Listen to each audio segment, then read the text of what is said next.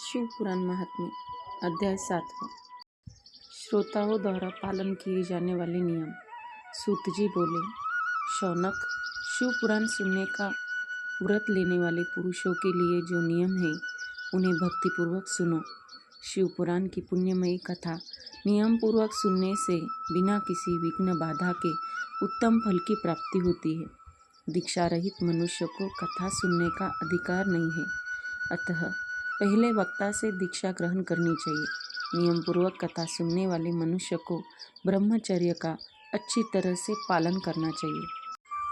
उसे भूमि पर सोना चाहिए तथा कथा समाप्त होने पर ही अन्न ग्रहण करना चाहिए।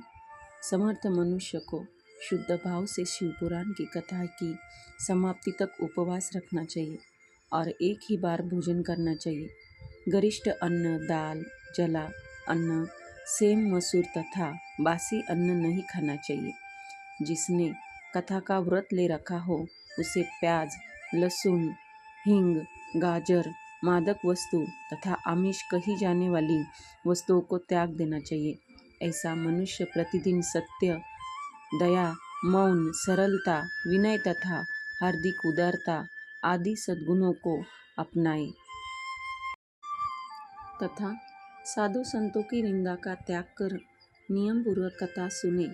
सकाम मनुष्य इस कथा के प्रभाव से अपनी अभीष्ट कामना प्राप्त करता है और निष्काम मोक्ष प्राप्त करता है। सभी स्त्री पुरुषों को विधि विधान से शिव पुराण की उत्तम कथा को सुनना चाहिए।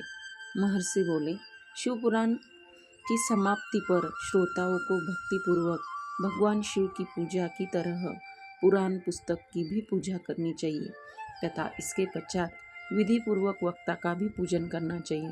पुस्तक को रखने के लिए नया और सुंदर बस्ता बनाए।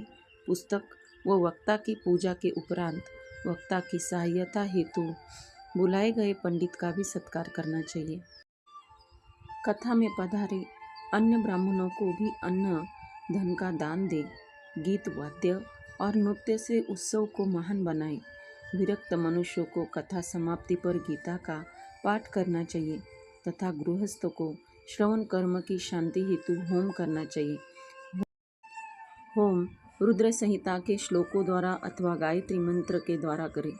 यदि हवन करने में असमर्थ हो तो भक्तिपूर्वक शिव सहस्र नाम का पठन करें। कथा श्रवण संबंधी व्रत की पूर्णता के लिए शहद से बनी खीर का भोजन 11 ब्राह्मणों को कराकर उन्हें दक्षिणा दे।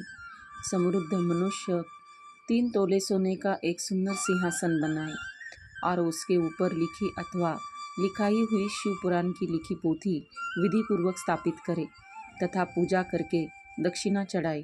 फिर आचार्य का वस्त्र, आभूषण एवं गंध से पूजन करके दक्षिणा सहित वह पुस्तक उन्हें भेंट कर दे। शौनक, इस पुराण के दान के प्रभाव से भगवान शिव का अनुग्रह पाकर मनुष्य भवबंधन से मुक्त हो जाता है। शिव पुराण को विधि पूर्वक संपन्न करने पर यह संपूर्ण फल देता है तथा भोग और मोक्ष प्रदान करता है।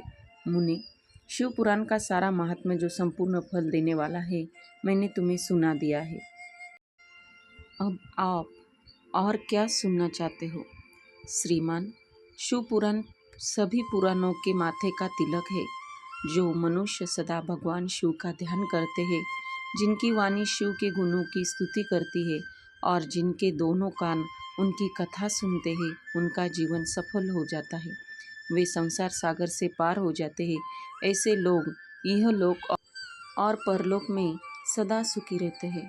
भगवान शिव के सच्चिदानंदमय स्वरूप का स्पर्श पाकर ही समस्त प्रकार के कष्टों का निवारण हो जाता है। उनकी महिमा जगत के बाहर और भीतर दोनों जगह विद्यमान है।